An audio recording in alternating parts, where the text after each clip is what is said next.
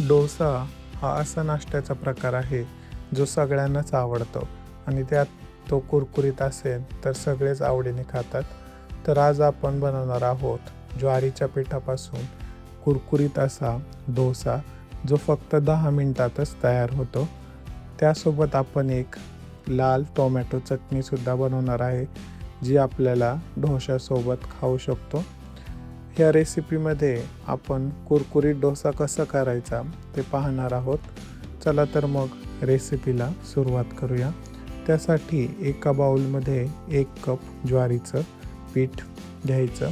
त्यानंतर याच्यामध्ये आवडीनुसार भाज्या घालायच्या, जसं की कांदा, मिरची, त्यानंतर किसलेलं आलं, त्यासोबत चिरलेली कोथिंबीर घालायची आहे. त्यानंतर चवीपुरतं मीठ घातलं आहे आणि हे जे बॅटर आहे ते आपल्याला पातळ बनवायचं आहे. सुरुवातीला थोडं थोडं पाणी घालत हे बॅटर व्यवस्थित मिक्स करायचं आहे. इथं आपलं बॅटर थोडंसं घट्ट वाटत आहे. आता आपण याच्यामध्ये थोडंसं पाणी घालूया आणि त्याला एकदम पातळ असं बनवूया.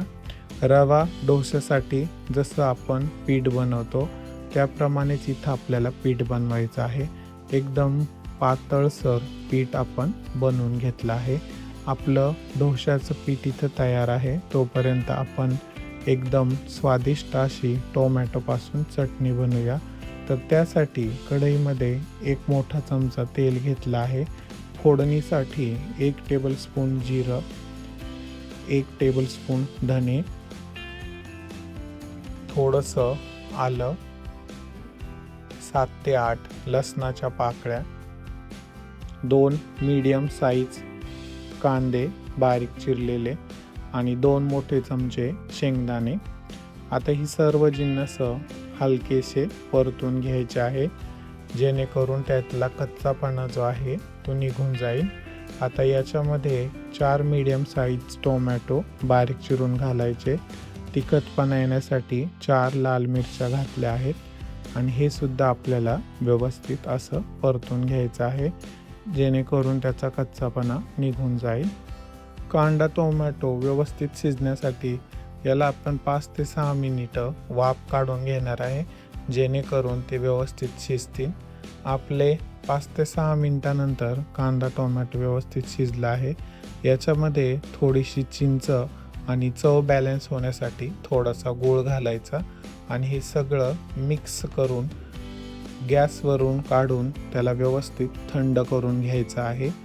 व्यवस्थित थंड झाल्यानंतर मिक्सरच्या भांड्यात त्याला घालायचं आहे आणि त्याला आपल्याला लाल रंग येण्यासाठी थोडंसं काश्मीरी लाल तिखट आणि चवीपुरतं मीठ घालायचं आणि याला मिक्सरमध्ये जाडभरडसर म्हणतो तसं व्यवस्थित त्याला आपल्याला दळून घ्यायचं. चटणीवर घालण्यासाठी आपण एक फोडणी करणार आहे. त्यासाठी इथं 2 टेबलस्पून गरम तेल घेतलं आहे. नेहमीसारखंच याच्यामध्ये मोहरी, उडीद डाळ, हिंग घातला आहे. त्यानंतर 2 मिरच्या आणि 10 ते 12 कढीपत्त्याची पानं घातली आहे. सगळं व्यवस्थित मिक्स करायचं आणि चटणीवर गरमागरम तडका जो आहे तो घालायचा आहे. ही चटणी खूप छान होते आणि इडली डोश्यासोबत तर खूपच छान लागते. आपली चटणी इथं रेडी आहे.